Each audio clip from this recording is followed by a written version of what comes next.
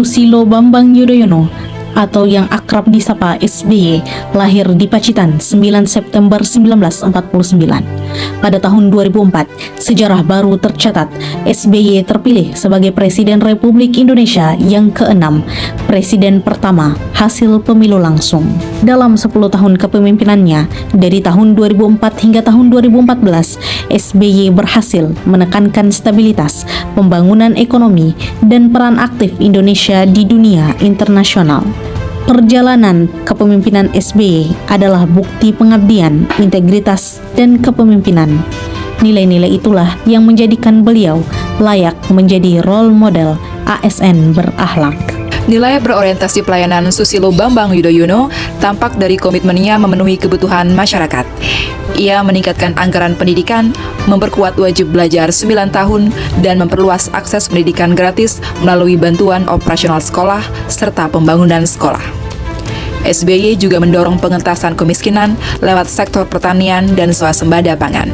Hal ini mencerminkan dedikasinya sebagai pelayan publik untuk kesejahteraan bangsa. It only began yesterday. Susilo Bambang Yudhoyono has been on the trail for weeks. Bayangkan, pada tahun 2008, ketika krisis global melanda hampir seluruh dunia, banyak negara jatuh, namun Indonesia di bawah Presiden Susilo Bambang Yudhoyono tetap mampu bertahan.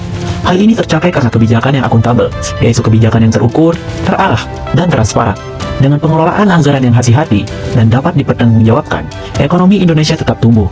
Inilah contoh nyata bagaimana nilai akuntabel mampu menyelamatkan bangsa dari krisis. Susilo Bambang Yudhoyono adalah teladan nilai kompeten. Sejak akademi militer hingga meraih gelar doktor, beliau tak henti mengasah ilmu dan keterampilan. Sebagai Presiden ke-6 Republik Indonesia, SBY sukses memimpin bangsa melewati krisis global, menjaga stabilitas ekonomi, dan memperkuat diplomasi dunia. Kompetensinya juga tampak dalam membangun partai modern yang berorientasi kaderisasi. Inilah bukti bahwa pemimpin sejati adalah yang terus belajar, adaptif, dan membawa bangsa menuju masa depan yang lebih baik. Harmonis. Penerapan berakhlak aspek harmonis oleh Bapak SBY tampak dalam gaya kepemimpinan yang mengedepankan dialog untuk menjaga kerukunan baik di dalam negeri maupun di luar negeri. Beliau cukup konsisten menekankan pentingnya toleransi dan moderasi beragama. Bapak SBY kerap tampil dengan gaya komunikasi yang sopan dan tertata. Hal ini selaras dengan nilai harmonis, yaitu menjaga hubungan yang rukun. Loyal sebagai pimpinan negara, Pak SBY selalu melakukan hal terbaik sesuai dengan amanat yang diberikan oleh rakyat. Beliau memegang teguh ideologi Pancasila, Undang-Undang Dasar 1945, dan setia terhadap NKRI. Sebagai mantan TNI Indonesia, Presiden SBY selalu menjaga nama baik dan harkat martabat TNI Indonesia. Bapak Susilo Bambang Yudhoyono dikenal tidak hanya sebagai negarawan dan politisi yang memimpin bangsa dengan bijak, tetapi juga sebagai seorang seniman yang mengekspresikan pemikirannya melalui musik dan lukisan. Peran ganda ini menunjukkan sisi adaptif beliau, tegas dalam kepemimpinan, namun halus dan penuh rasa dalam seni. Kolaboratif.